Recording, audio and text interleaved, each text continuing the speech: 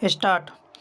राज्यसभा की कार्यवाही आज ईंधन और घरेलू गैस की कीमत में बढ़ोतरी को लेकर विपक्ष के हंगामे के कारण 1 बजे तक के लिए स्थगित कर दी गई थी। पहले स्थगन के बाद फिर कार्यवाही शुरू होने पर विपक्ष के नेता मल्लिकार्जुन खड़गे ने इस मुद्दे पर चर्चा कराने की मांग की, जिसे उपसभापति हरिवंश ने खारिज कर दिया और कहा कि इस मामले पर चर्चा नहीं की जा सकती।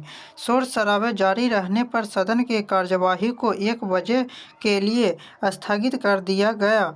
इससे पहले बजट सत्र के दूसरे चरण के पहले दिन विपक्ष के नेता मल्लिकार्जुन खड़गे ने कहा कि देश में ईंधन और घरेलू गैस की कीमतें बढ़ने के कारण लोग परेशान हैं। उन्होंने कहा कि पेट्रोल की कीमतें 100 रुपये प्रति लीटर हो गई है और डीजल की कीमतें 80 रुपये प्रति लीटर पर पहुंच रही है।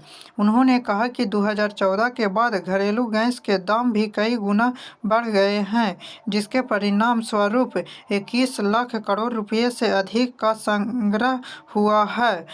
कांग्रेस और अन्य विपक्षी दलों ने इस मुद्दे पर चर्चा की मांग की। विपक्षी दल के सदस्य सदन के बीचों बीच पहुंचकर नारे लगाने लगे। हंगामा जारी रहने पर सभापति श्री एम वेंकैया नायडू ने यह कहते हुए सदस्यों से अपनी सीट पर जाने का आग्रह किया कि वे पहले दिन कोई सख्त कदम नहीं उठाना चाहते। केंद्रीय मंत्री प्रकाश जावड़ेकर ने कहा है कि डॉक्टरों को गरीब लोगों की सहायता के लिए जेनेरिक दवाइयां लिखनी चाहिए। जटिल बीमारियों को छोड़कर जहां विशेष फार्मूला की जरूरत पड़ती है, बाकी अन्य रोगों के लिए जेनेरिक दवाइयों को बढ़ावा देना चाहिए। श्री जावड़ेकर आज पुणे में तीसरे जन औषधि दिवस के अवसर पर बोल रहे थे। उन्होंने देश में जेनेरिक दवाइयों के उपयोग को प्रचलित करने के लिए डॉक्टरों के एक अभियान की घोषणा की। श्री जावड़ेकर ने पुणे में कोथरूड में प्रधानमंत्री भारतीय जन औषधि केंद्र का दौरा किया और शिलांग से प्रचलित प्रधानमंत्री के लाइव टेलीकास्ट में भाग लिया। उन्होंने जन औषधि केंद्र पर डॉक्टरों और लाभार्थियों से भी बातचीत की। श्री जावड़ेकर ने कहा कि प्रधानमंत्री विश्व की सबसे बड़ी स्वास्थ्य योजना की शुरुआत की है, जिसमें 50 करोड़ भारतीयों की सहायता हो रही है।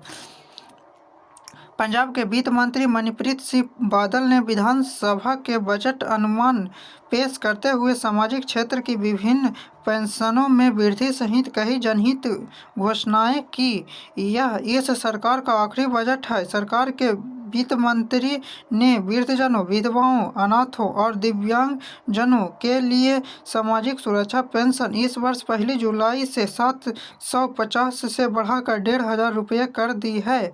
साथ ही स्वतंत्रता सेनानियों के लिए मासिक पेंशन 7500 से बढ़ाकर 9400 रुपये करने का प्रस्ताव है, जो इस वर्ष की 1 मार्च से प्रभावी माना जाएगा। श्री बादल ने इस वर्ष 1 जुलाई के 6ठे वेतन आयोग की सिफारिश को लागू करने की घोषणा की। उन्होंने कपूरथला से 100 करोड़ रुपये की लागत का बाबा साहेब अम्बेडकर संग्रहालय के निर्माण की भी घोषणा की।